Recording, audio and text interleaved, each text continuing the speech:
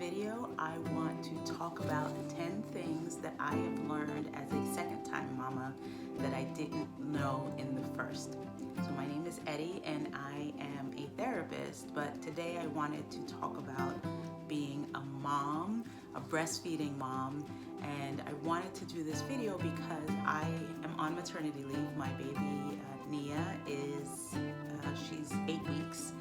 And I've been going to a breastfeeding support group, and when you're in that environment and you're with first-time moms, you truly have compassion and empathy for the struggle of the first-time mom, and you so don't know what you're doing a lot of the times that it almost makes the experience of breastfeeding worse, because you're like in your head and you don't know what you're doing, and you think that like everything you're doing is wrong or it's going wrong, and you're just not as confident, right? Because you love this thing and you want to keep it alive, and you want to nurse, and everybody seems to be like loving breastfeeding, and it looks so easy and it looks so perfect.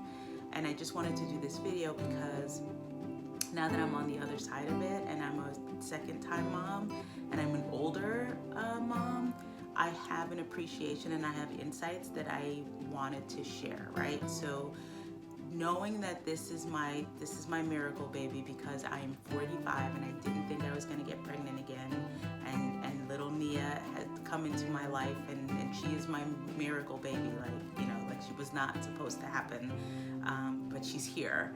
And so I'm so much more mindful of the fact that I want to be more present for the experience of being with her and nursing her and really enjoying as much as possible, because I'm gonna keep it real, like you're exhausted and she's crying, and I have an older one and he needs attention, and it's very easy to get into the like, God, this breastfeeding is so hard, and like when is this phase gonna be over, and like when is she gonna go to bottle, and when is she gonna start eating pureed foods, and blah, blah, blah, blah, blah, right? So it's very easy to want to move to the next phase because you're exhausted. But I try to be much more mindful of the fact of, like, not for nothing, she was kind of not supposed to be here, and she is here, and I'm now given the opportunity to try to enjoy her and the experience much more than I did with my son, which again I think was a consequence of being a first-time mom and not really knowing what the heck I was doing, or having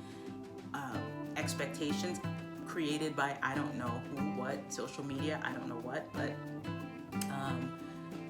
there is a greater awareness that the things that I'm doing are things that are working for me and our family, and not for like compared to what other people are saying or doing. So that is like my first thing, is to recognize how your family system works and to breastfeed in that way accordingly, right? So one of the things that got me tripped up the first time is I watched all these videos of moms who were like, I created this stash of like 1,000 ounces, and like they would show you their freezer, and you were like, oh my God, like what?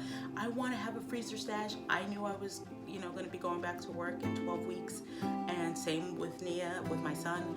I knew that like I had to have a freezer stash because once he went to daycare, I needed to have milk at the ready, and so I got caught up in the comparison of I have to do what these other moms were doing. Again, not recognizing maybe they're stay-at-home moms, maybe they have the luxury, maybe they have help, maybe they have whatever, but I got caught up in the, well, I have to do it like how they're doing it so that I can create this beautiful street freezer stash that really in hindsight was not realistic. So for me, the first time around, I would pump after every feeding, and if you're following the initial steps, it's every 3 hours, right? So that would be 8 feedings, and it would be 8 pumping sessions. So you can imagine that I was exhausted, because here I was at like 2 o'clock, and then 5 o'clock, and then 8 o'clock, nursing him, Henry, for like 15 minutes. And then I would be pumping for another 20. And then guess what? Like if he was still hungry for whatever reason, or cluster feeding or whatever, then I had to nurse, within 2 hours after I only maybe got half an hour of sleep. And So the first thing that I learned was like I have to do a system that works for us, and in my case, it was not pumping after every feeding, and I don't even know that that's realistic to even say that for anyone. I mean, you can, but for me, it was not realistic or helpful or enjoyable to pump after every feeding. So what I did instead this time around with Nia is I really kind of pump out of when I'm engorged, or if I do an extra pump while she's nursing during the day or at night. So I may pump once or twice as opposed to the 8 that I was doing. And I went back in my notes. I have a Sprout app, and I noticed I started pumping within 4 days of Henry being born, in which your milk is not even all the way in yet. And after 8 pumping sessions, I only got 6 ounces. You heard me, 6 ounces, because I would get a quarter ounce here, blah, blah, blah, blah, blah. And again, that messed me up mentally, because I'm like, how am I pumping 8 times and I'm only getting 6 ounces? And then I tracked, and it was like within 10 days of him being born, I was up to 17 ounces. But again, that was 8 times. I was starting to get engorged. I was getting clogged ducts because now I was sleeping through some of the feedings and the pumping, and then my breast got engorged, and then I was getting clogged ducts, and that was more painful, and I had to go to the doctor. I mean, it was just a hot mess, right? And so this time around, it's recognizing I'm gonna feed her, she's gonna feed till she gets enough, and then like I will try to pump excess to create the demand. I will pump once or twice a day if I can even get to that, because you know we just don't need to do that at all times. So that was sort of like one of the few lessons, the first lessons. I'm not pumping 8 times a day. Like, I'm not doing it. I'm just gonna do it when I'm engorged, and I will try to do one if I have the time to do it. I will pump like once, just extra, to try to build the freezer stash. The second thing that I learned is, yes, I pumped early this time around. While it wasn't within 4 days, I think it was probably within 10 days of her being born, but I pumped just so I could recognize like just what's happening with my breasts, right? So one of the other things that I did not know at the time was that I had one underperforming boob, right? So I was like confused as to why, either when I was pumping or Henry was nursing, like, why is he hungry again after like an hour? Like, what is going on here? And then when I started to pump, I realized, oh, I've got an underperforming boob. Like, she's a shy Betty. Like, she's just not performing to the level of the other breast. And so when I was nursing, I don't know, for 10 minutes on one side on the underperforming breast, and then he was hungry again, now I knew why. And so I did it again, and it's the same underperforming, shy Betty. She's just shy, but I know that now, and I created less stress for myself about the fact that, okay, well, now I can see why she's not feeding, and maybe I just need to have her supplement more on the breast that has more milk, and then it'll even itself out, right? So and then focusing on pumping on the underperforming Betty to try to get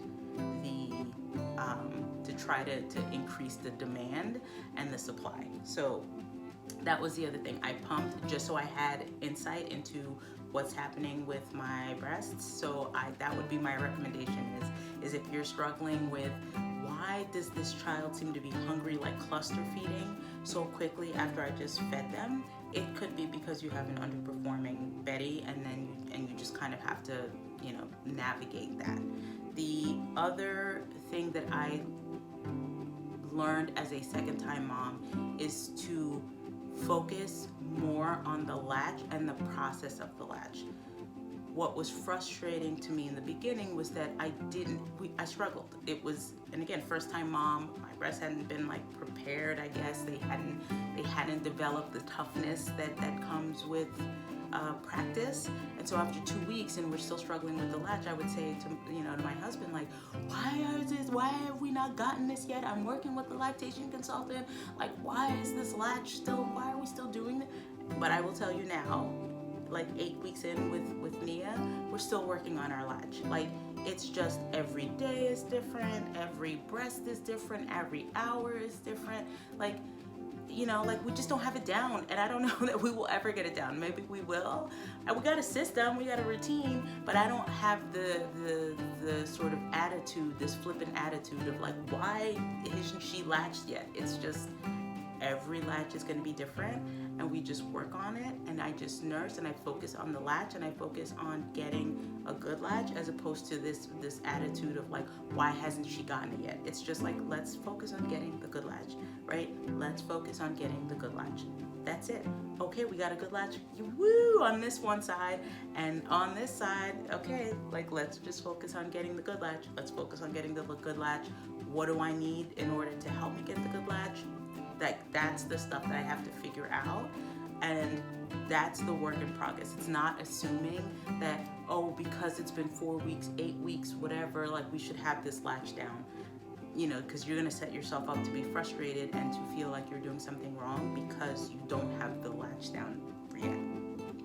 The other thing that I recognize, or that I appreciate this time around as a second time mom, is that the baby's gonna want to be held possibly all the time. And in the beginning with Henry, and I didn't realize it, it didn't dawn on me that here is this child that has been in my belly for 9 months and growing, and is now out into the world, and like has to figure the world out, and still needs me, or still needs a caretaker, right? So I think after 4 weeks, I was like, oh, like I can't put the kid down so that I can take a shower, or I can, like eat something, or I can just like, clean the kitchen, or whatever the thing is, or return emails, like you just reframe it, and you're like, wait a minute, like this child is still in the, say, the 4th trimester, and this child like is navigating the world and needs to be held all the time, possibly just to like feel safe and to feel like that they are growing or they're being nurtured. And this time around, I have no problem. I recognize it, and I'm not saying that I'm okay with I am okay with holding her all the time. Let's just put that out there. But it's changing my expectations. And once I know in my head, like, hey, we might be in a phase for 12 weeks or 15 weeks where she's gonna want to be held all the time, then it becomes, who can help me, right? It's about now which is the next step is asking for help. That's the other thing. As a first-time mom, you think you want to do it all, and you think you should do it all, and I get it. You don't want to hand your baby off to anybody because you're like, this is my firstborn. I can't hand them to you. What if you don't know what you're doing? Now, all of the things, right? But in order for you to have some sense of support and again, building your village, ask for the support, ask for the help. Recognize that the child may want to be held all the time, and it's about you asking for the help from your spouse, from your in-laws, from a neighbor, from a cousin, from a whatever. Don't be afraid to ask for help, because that will give you the opportunity to like catch your breath and to take care of yourself and to shower and to kind of not forget about you, right? So that would be the other suggestion that I would have is one, recognizing that the child may want to be held all the time, and then outside of that, get the help and the support that you need to help you in holding this child. And I take advantage of, asking my mother-in-law, asking my cousins, asking my husband, like we all, like it's about, can you take her? And I'm okay with you holding her. On top of that, which is an additional step, is not responding to every chirp, right? As a first-time mom, I was attuned. There was chirping, and I call the chirping like the like anytime that happened with Henry, what is it? Is he hungry? Does he need diaper change? Does he need it? Like it was just, I was on it. And it was to the point where I'd be in the middle of a shower, or I'd be in the middle of making coffee, or I'd be in the middle of being on the toilet, and I'd be like, I gotta get out of the shower, the baby's chirping. He's chirping. He's chirping. They're chirping. Like, it doesn't require that you stop everything that you're doing to respond to the chirp.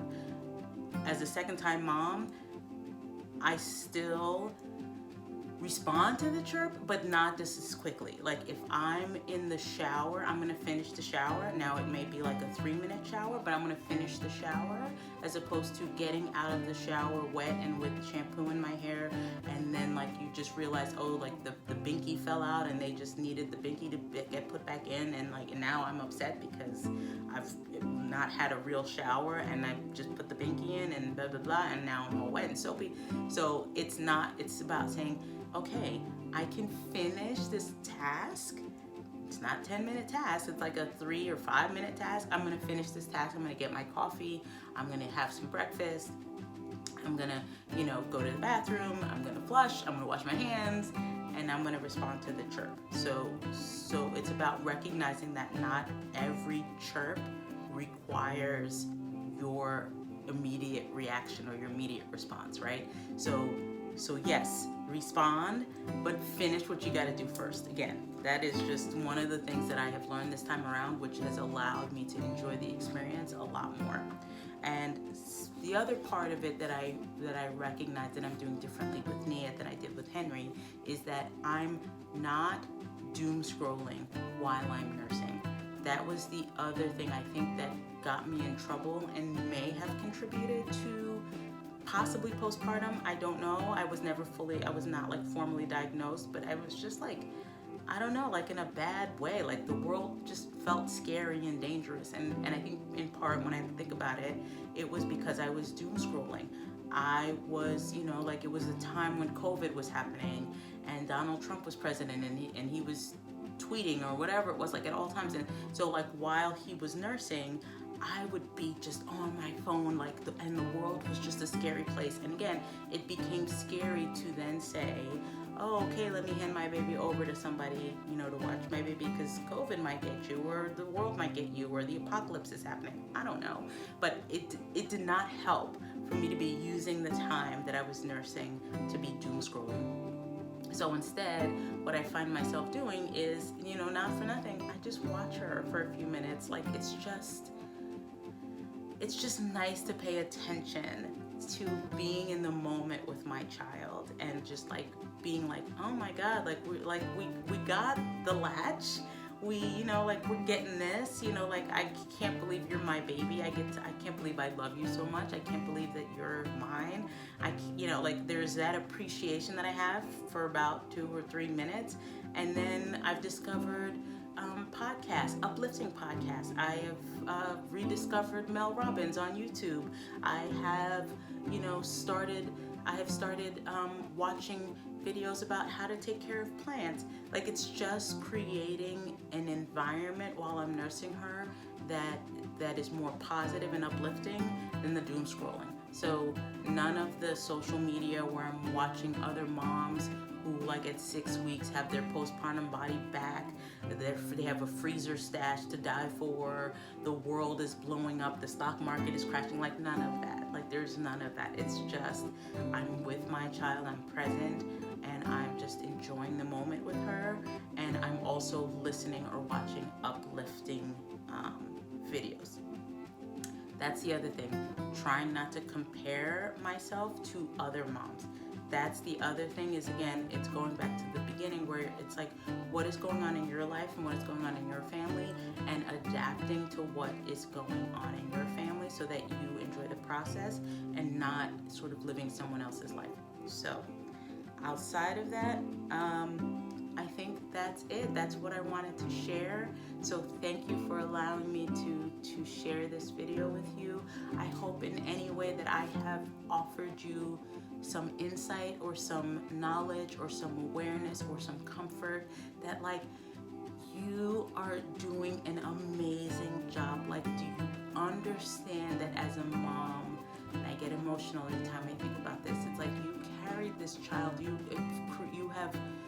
have created this miracle of life, and if you are choosing to breastfeed, you are producing food for your child that is keeping them safe and nurtured and loved and fed and helping them grow. So give yourself some grace, give yourself some compassion. Know that you're doing the best that you can. If you're struggling, there are resources out there to help you.